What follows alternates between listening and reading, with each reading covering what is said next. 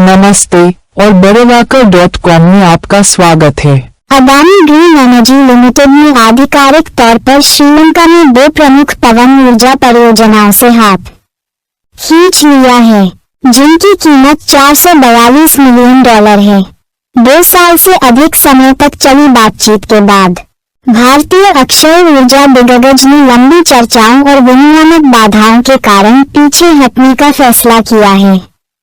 आइए इस बात पर करीब से नजर डालें कि इस निर्णय के पीछे क्या कारण थे और इसका श्रीलंका के ऊर्जा क्षेत्र के लिए क्या मतलब है। अदानी ग्रीन एनर्जी ने मन्नार और पुणे में 484 मेगावाट की संयुक्त क्षमता वाले 2 बड़े पवन फार्म विकसित करने की योजना बनाई थी।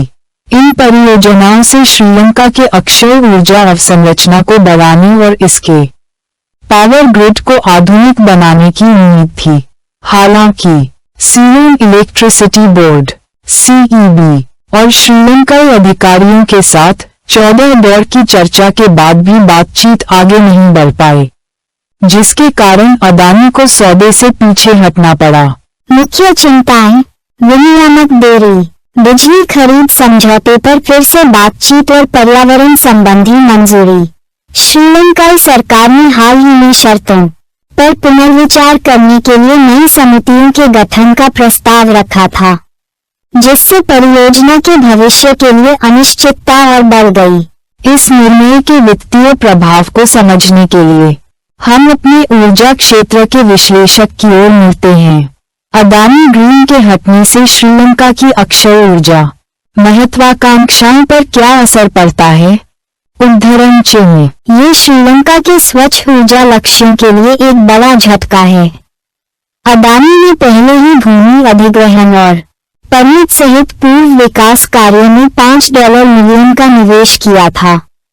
हालांकि कंपनी भविष्य में सहयोग के लिए तैयार है, लेकिन यह वापसी विदेशी निवेशकों के लिए श्रीलंका के विनियामक ढांचे में चुनौतियों का संकेत देती है।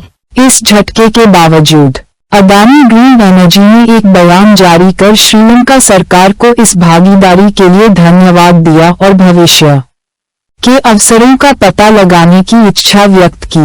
बढ़ती मांग को पूरा करने के लिए श्रीलंका को ऊर्जा निवेश की बहुत जरूरत है। सवाल ये है कि क्या अदानी द्वारा छोड़े गए अंतर को भरने के लिए नए खिलाड़ी आगे आएंगे और इससे भविष्य में विदेशी निवेश आकर्षित करने की श्रीलंका की क्षमता पर क्या असर पड़ेगा।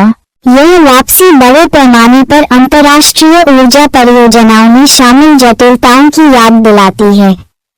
क्या श्रीलंका इन बाधाओं को दूर कर पाएगा और नए निवेशकों को सुरक्षित कर पाएगा?